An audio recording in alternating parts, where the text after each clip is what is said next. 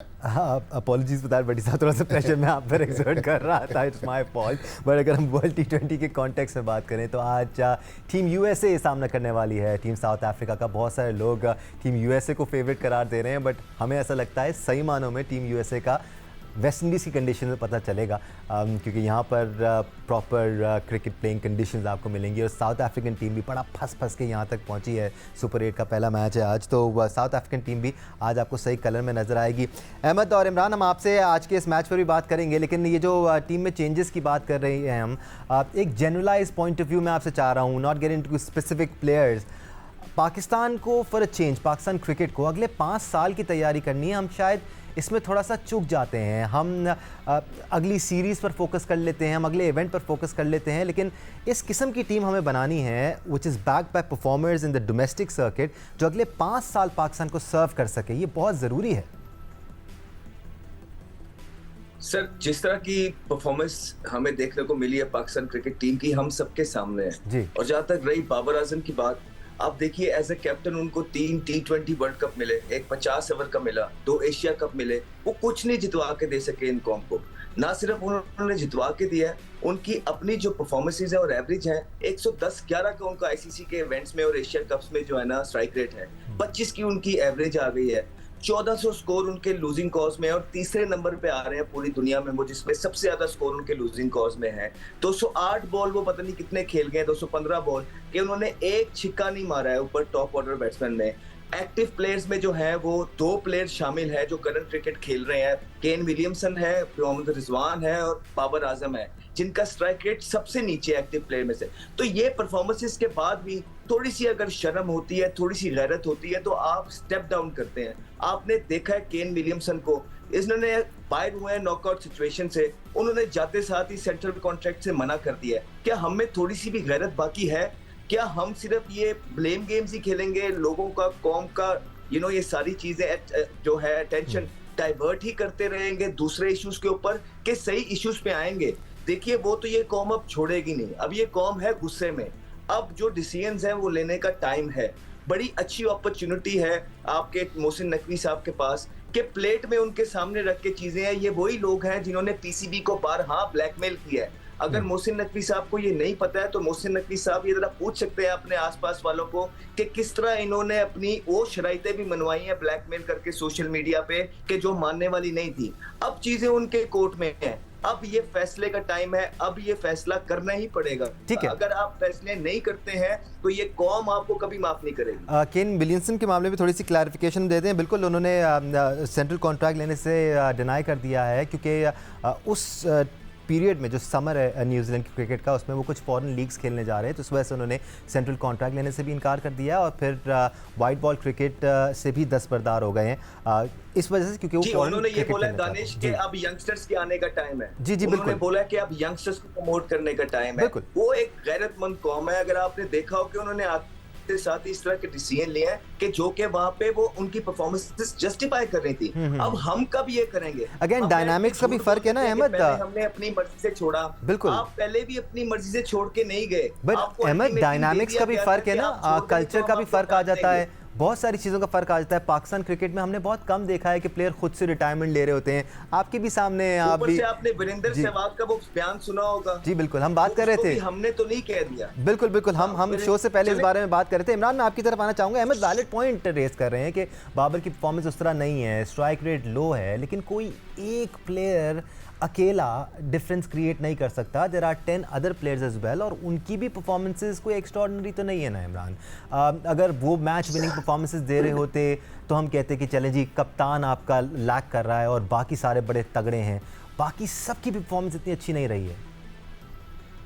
हाँ दानिश साहब, वेल सबसे पहले तो मेरा ख्याल है कि ज़रूर ये चीज़ डिस्कस करनी चाहिए कि नो डाउट के पिछले 10 प्लेयर जो है उनके भी बात करनी चाहिए। नो डाउट के बाबर, हम मानते हैं कि बाबर की परफॉर्मेंस वैसी नहीं है जैसी होनी चाहिए, because is the most senior और मोस्ट मैच जितने सबसे ज़्यादा खेले हुए हैं, और नो डाउट उनकी कप्तानी पे हम ज़रूर बात कर सकते हैं, लेकिन एज ए प्लेयर अगर देखा जाए तो उसमें कोई कमी नहीं है। लेकिन बाकी 10 प्लेयरों की परफॉर्मेंस उठा के देखें, लेकिन यहाँ पे सबसे बड़ी जो चीज़ दानिश डिस्कस करने वाली है वो हम हर बड़ा इवेंट बिल्कुल हारते हैं और उसके बाद फिर हम 4 दिन का बहुत ज्यादा बातें करते हैं, फिर उसके बाद वही नॉर्मल रूटीन में आ जाते हैं। लेकिन बात एक अहमद की जरूर है कि ये डिसीजन लेने का टाइम है, और इसमें आप जब तक अपनी मैनेजमेंट, कोचेस और प्लेयर, जो मिडिल ऑर्डर है उसको मिडिल ऑर्डर ही खिलाएं, अगर ओपनर है तो ओपनर ही खिलाएं। और हमने जब तक पूरी एक टीम नहीं बनाएंगे, क्योंकि टीम ये नहीं है, ये टीम जो नजर आ रही है, ये वो कहते हैं ना सिर्फ एडजस्टमेंट ही नजर आ रही है। और इसमें कोई भी ऐसा प्लेयर नहीं है कि जो कह सकते हैं कि जी एज ए ओपनर आया, एज ए मिडल ऑर्डर आया। आप सारे प्लेयर ही उठा के देख लें, और ये नो डाउट ये अब टाइम है, आप टीम बनाएं, और आपके पास चैंपियन ट्रॉफी है। और जब तक हम नए प्लेयर को ग्रूम नहीं करेंगे, end of the day Danish बात वहीं आती है, हम डोमेस्टिक जब तक स्ट्रक्चर नहीं सही करेंगे, उसमें मैच्योरिटी जो स्टेप बाय स्टेप, पहले स्टेप एक होता था कि यार इतनी परफॉर्मेंसेस होनी चाहिए डोमेस्टिक में, देन फिर उसके बाद आपको पिक किया जाता था। लेकिन अब वो सिस्टम नहीं है।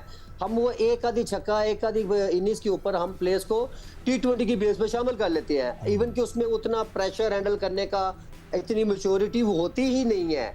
और फिर वो देखिए इंटरनेशनल लेवल पे दानिश प्रेशर हैंडल करना आसान काम नहीं है, वही मेन काम है। आपको क्रिकेट खेलनी चाहिए। मैं बिल्कुल देखिए, जब तक आप पीछे निचले लेवल पे क्रिकेट नहीं खेले होंगे, आपको सिचुएशन का नहीं पता होगा, आप कभी भी इतना बड़ा प्रेशर नहीं हैंडल कर सकेंगे। और यहाँ पे नो डाउट जो जितनी खराब बुरी परफॉर्मेंस है, देखिए बात बाबर की नहीं है, यहाँ बाकी भी 10 प्लेयर है, अगर उनमें भी आप उठा के देख ले, उनकी डोमेस्टिक का लेवल देख ले, कितने कितने मैचेस खेले हैं, उनके पास में परफॉर्मेंस आप देख ले, वो क्या परफॉर्मेंस है। एब्सोल्युटली इमरान, गलत है उसमें ना। हाँ, हम प्लेयर्स की बात कर रहे हैं ना, ये अकाउंटेबिलिटी और रिस्पॉन्सिबिलिटी सिर्फ प्लेयर्स की हद तक भी महदूद नहीं रहती, ये उन पर भी आती है जो टीम मैनेजमेंट का हिस्सा है, क्योंकि उसमें भी एक सेकंड लास्ट एक आंसर में मैं फिनिश कर रहा हूँ। देखिए हमने बहुत अरसे से जो चीज एज ए क्रिकेटर मैंने नोट की है, दानिश ये सारे एग्री करेंगे, हमने प्लेयर की ग्रूमिंग नहीं देखी, हमने प्लेयर बनते नहीं देखे, हमने सिर्फ बातें की है, टैलेंट आ गया। भाई टैलेंट बहुत है, लेकिन टैलेंट को बनाना किसने है? आया उन कोचेज जो हमारे पास आज इतने बहुत ज्यादा कोचेज हैं, जहां भी उठा के कोचेज ही कोचेज नजर आते हैं, लेकिन आया कि आप एक बंदा भी उठा के देख ले जिसने प्लेयर की ग्रूमिंग की हो। यहाँ पे 50 करते हैं प्लेयर, कोच उसके साथ नहीं करते, शायद मैंने इसको बनाया है। जी दानिश, बात इतनी है कि इमरान भाई बात कर रहे हैं बाबर अच्छे प्लेयर हैं, बिल्कुल हम भी ये मानते हैं कि बाबर वनडे के बड़े जबरदस्त प्लेयर हैं, लेकिन अगर आप वीरेंद्र सहवाग का बयान सुने, उनको क्या जरूरत है पाकिस्तानी प्लेयर के बारे में, कप्तान के बारे में सवाल देने की? वो कहते हैं कि बाबर आजम T20 टीम में नहीं बनते। माइकल वॉन का बयान सुने, माइकल वॉन कहते हैं कि दुनिया की जो 5 बड़ी टीमें हैं, बाबर आजम उसमें फिट इन नहीं हो पाएंगे। डेविड लॉयड का बयान सुनेंगे, वो कहेगा पाकिस्तान की टीम बहुत पीछे रह गई है। इमरान भाई कह रहे हैं ग्रूम नहीं किए, यही तो बोल रहे हैं कि एक टोला जो है उन्होंने किसी को आने ही नहीं दिया, उन्होंने किसी प्लेयर को बनने ही नहीं दिया, वो यारी दोस्ती पे सारी क्रिकेट खेलते रहे हैं। मैं बिल्कुल, और अब जब एहतसाब का टाइम आ रहा है, सुने ना दानिश, मेरी बात सुनिए, मेरी बात सुनिए। अब जब एहतसाब का टाइम आ रहा है तो गेम को आए बाएं शाये करने की कोशिश कर रही है। नहीं, जो लड़का पीछे, जो लोग मोहम्मद रिजवान और बाबर आजम, देखें बाकी सारे तो वैसे ही बाहर हो जाएंगे। आप आजम खान को देख लें, आप इफ्तिखार को देख लें, आप साइम अयूब को देख लें, उनको पूरी दुनिया कह रही है। जो मेन रूट कॉज होती है हमेशा उसको पकड़ा जाता है कि आपके कप्तान ने रिजवान के साथ मिलके ना किसी को आने दिया, ना किसी को बनने दिया। अब ये टाइम जेंटलमैन, मौक़िफ़ आपका बिल्कुल आ गया। मैं भट्टी साहब का एक पॉइंट ऑफ व्यू इस बारे में लेना चाह रहा हूँ, फिर हम आगे बढ़ेंगे। हम टॉप 5 बैटर्स, टॉप 5 बॉलर्स को भी डिस्कस करना चाहते हैं। भट्टी साहब, पिछले 3 साल से तो हम ये सुन रहे हैं कि बाबर ने टीम बनाई, बाबर की दोस्ती आ रही है, बाबर टीम पिक करता है, बाबर गलत फैसले करता है, बाबर की परफॉर्मेंस ठीक नहीं है ना। I am just playing the devil's advocate, इन सब की बातें बिल्कुल दुरुस्त हैं, लेकिन जो उनके ऊपर लोग हैं, क्या उनकी कोई रिस्पॉन्सिबिलिटी नहीं है? जो सिलेक्टर हैं, टीम के साथ हैं, क्या उनकी कोई रिस्पॉन्सिबिलिटी नहीं है? जब वो टीम बना रहे थे, अगर बाबर कोई ये ऐसी रिक्वेस्ट कर रहे थे जो सही नहीं थी और उनको लग रहा था दोस्ती आ रही है, तो वो स्टेप इन नहीं कर सकते थे? क्या वो टीम के साथ नहीं थे सीनियर मैनेजर बन के? दुनिया नजर आना बंद हो गई थी चेयरमैन को। सर उन्होंने क्या कहना था? नहीं, प्रॉब्लम यही ना भट्टी साहब कि ये रिस्पॉन्सिबिलिटी सिर्फ कप्तान की नहीं या प्लेइंग 11 की नहीं, तमाम लोगों की है जो स्टेक होल्डर्स हैं, जिन्होंने टीम बनाने में सर जोड़ा है, जिन्होंने टीम को वहाँ बेचने के लिए सर जोड़ा है। देखिए दानिश, अगर सर्जरी करनी है ना, तो सिर्फ बाबर आजम के गिर्द घूमने से काम नहीं चलेगा। ये जो 6 रुकनी सिलेक्शन कमेटी थी, जिसको चेयरमैन ने कप्तान बनाने का पावर दिया, अब्दुल रज़ाक हमारे इसी शो में बेतहाशा दफ़ा बाबर आजम के बारे में जो कमेंट्स देते रहे, वहाब रियाज को हम एक और चैनल पे सुनते रहे, वहाब रियाज उनके बारे में जो राय रखते थे, मोहम्मद यूसुफ पिछले वर्ल्ड कप में बैठे हुए थे।